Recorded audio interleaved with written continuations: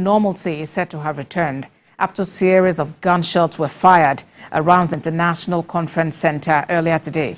And our correspondent, Moyo Thomas, captured it all. Reports reveal that people are now going about their businesses.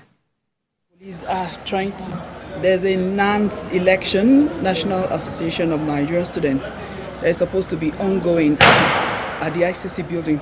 That's a gunshot. Police are trying to keep it calm, but then they're arresting people. I will try to go as far as I can go, but right now there's still sporadic gunshots, so I can't go further than this. I'm trying to move as close as I can to... They are responding back to the fire, you know. The students are shooting back. Yes, and I hope you heard what the police officer just told me, that I shouldn't go closer, that the students are firing back. Yeah, and there could be stray bullets. But I will take cover and get as much as I can. The gunshots are action. This is the street of ICC. In front of ICC. It's supposed to ordinarily be a somehow busy road, but because of the situation,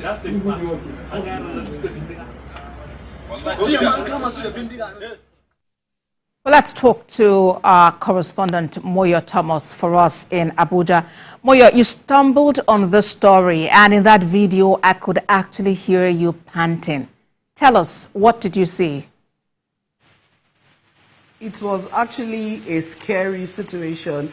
Yesterday there were also gunshots, but it wasn't as bad as it was today because normal proceedings at the ECOWAS Parliament continued, normal businesses continued despite the gunshots and the tear gas that were fired yesterday.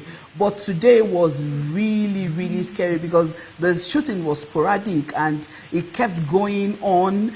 And what the police officer told me, and I later confirmed, was that the students that came for the elections were armed and they were shooting back at the DSS officers that were there trying to calm situations. But then after a while, the whole situation became calm and then everybody went about their businesses. Cars that were stopped that had to also take over. The military officers took, the paramilitary, took control, and the situation was taken over as fast as they could. I will give them kudos for that. All right, and what are we hearing really about what led to, the whole gunshot being fired? That is, we're still trying to actually get information on what actually happened.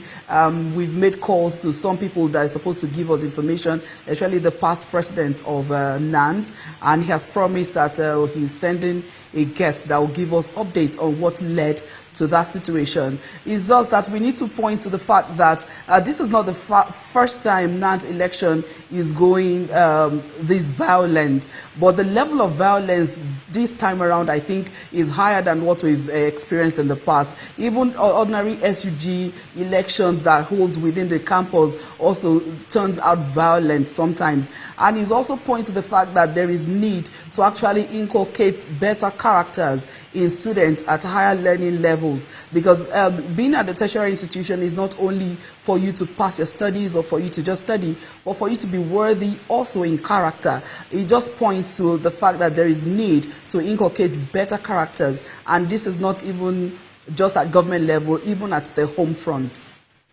And if what the police officer in that report mentioned is correct, then it means there would also be concerns about individuals bearing small arms and light weapons, which is shouldn't be permitted by law, and which the armed forces keep talking about. Moyo.